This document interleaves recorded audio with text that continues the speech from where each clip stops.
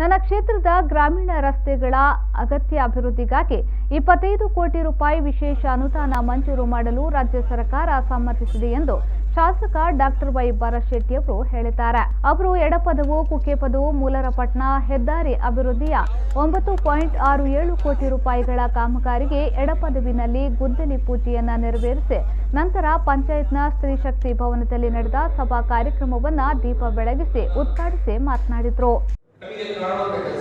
ಕೆಲವರು ಇಂಟೀರಿಯರ್ ಆಗಿ ಹೋದಾಗ ಒಳ ಪ್ರದೇಶದಲ್ಲಿ ಹೋದಾಗ ಅಗತ್ಯ ಕಣ್ಣಿಗೆ ಕಾಣೋದಿಲ್ಲ, ಆದ್ರೆ ಅಗತ್ಯ ಇರುವಂತ ಕೆಲಸಗಳು ತುಂಬಾ ಇರ್ತದೆ.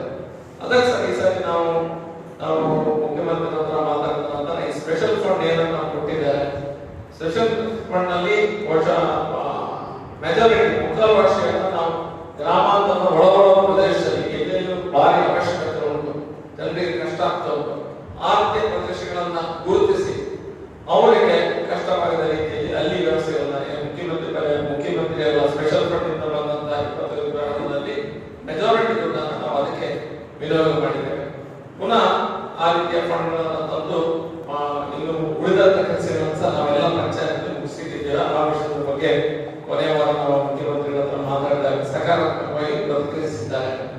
ನಿಮ್ಗೆ ಅಭಿವೃದ್ಧಿ ಯಾವ ರೀತಿಯ ಹಣವನ್ನು ಬರಬೇಕು ಅದನ್ನ ತೆಗೆಸಿಕೊಡ್ತೇನೆ ಶೀಘ್ರದಲ್ಲಿ ಅನ್ನುವಂತ ಈ ಸಂದರ್ಭ ತಾಲೂಕು ಪಂಚಾಯತ್ ಸದಸ್ಯ ನಾಗೇಶ್ ಶೆಟ್ಟಿ, ಎಡಪದವು ಗ್ರಾಮ ಪಂಚಾಯತ್ನ ಮಾಜಿ ಅಧ್ಯಕ್ಷೆ ಮಾಲತಿ, ಉಪಾಧ್ಯಕ್ಷ ಗಂಗಾಧರ್, ಬಿಜೆಪಿ ಮಹಾಶಕ್ತಿ ಕೇಂದ್ರದ ಅಧ್ಯಕ್ಷ ಪ್ರಸಾದ್ ಕುಮಾರ್ ಎಂ ಮೊದಲಾದವರು ಉಪಸ್ಥಿತರಿದ್ದರು.